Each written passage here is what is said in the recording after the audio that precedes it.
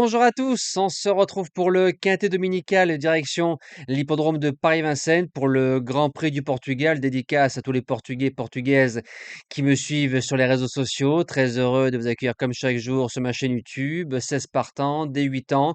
Les chevaux se tiennent à peu près en 15 000 euros, donc ça reste une épreuve très ouverte sur un 2850 mètres grande piste. À mon avis, la quasi-totalité des chevaux attendent, donc ce sera une question de parcours, une question de réussite, une question de drive. Si vous avez des suivis, une intuition, je me répète, faites-vous confiance.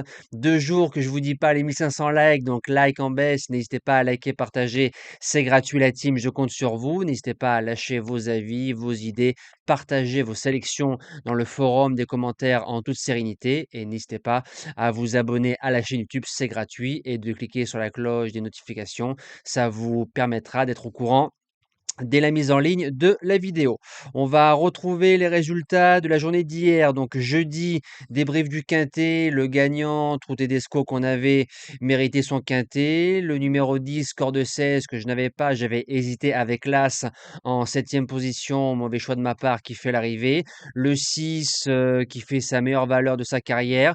Concernant notre base gagnante, il y a des regrets. Bon parcours, un peu décevant, mais la tête braquée quasiment jusqu'à 100 mètres du poteau. À mon avis, s'il avait été bien droit, on aurait au moins fini dans les 3. Et en 5e position, c'était le numéro 2, Eugène Smith. Je pense que c'est la meilleure impression de la course et c'est un cheval qui risque de remporter son quintet en cette fin de saison 2025. Course par course, dans l'ensemble, j'ai envie de vous dire un peu meilleur que la veille du côté de Vincennes. Par contre, moins de réussite avec les jeux simples. Allez, c'est parti pour la sélection du quintet de dimanche. En base gagnante, je mets le numéro 16, Aikido. Le cheval a marché 1,11,1 parcours de vitesse en avançant. Parcours de tenue à Vincennes. Belle musique. Deuxième, sixième, sixième, quatrième, deuxième, troisième. Il n'a pas encore gagné. J'espère que c'est pour dimanche. Il est quatrième pour son unique essai sur le parcours. Attentiste, Franck Nivard le connaît. C'est, je pense, pour la plupart des chevaux au départ de cette épreuve, un engagement visé. Et avec un beau parcours, c'est un cheval qui peut s'imposer dans ce genre de lot. En deuxième base, le 10 Hajime, Aikido, Hajime, un sport de combat. En 2025, 9 sur 9, 4 victoires, 4 places de deuxième, une place de quatrième.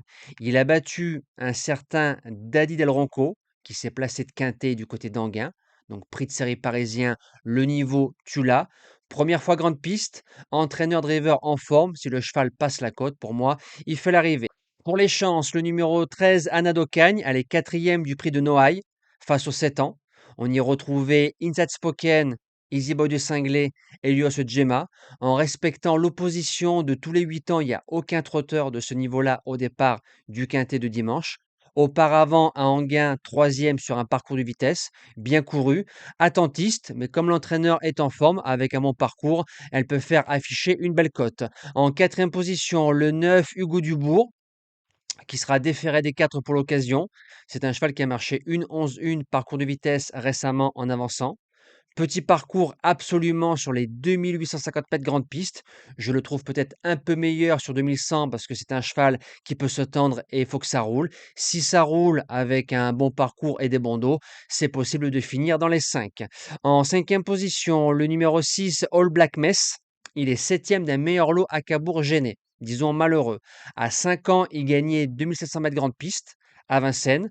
L'entraîneur est en forme, cheval assez courageux. En 5, c'est oui. En 6e position, le 14, Even Star.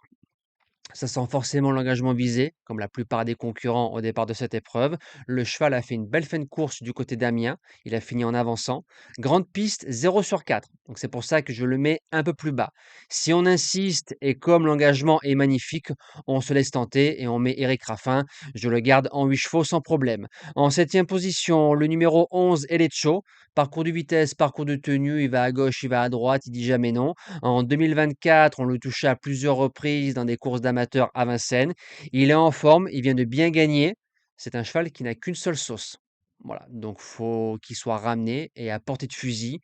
Il peut y avoir explication pour les premières places dans ce genre de lot. Et je termine avec le numéro 5, Hip Hop de Mannequin. Alors j'ai longuement hésité entre Fighter Simoni et Hip Hop. J'ai gardé aucun étranger.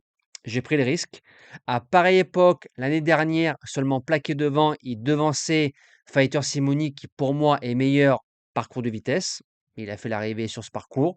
C'est un cheval qui sera déféré des 4, pilote parisien. Voilà, petit parcours, bon parcours, tout se passe bien. C'est impossible placé dans cette épreuve comme beaucoup d'autres dans ce lot très ouvert. Nous, on se dit à demain pour le quintet d'Anguin. On retrouvera les trotteurs avec grand plaisir. Passez un bon week-end, un bon dimanche en famille. Prenez soin de vous et à demain.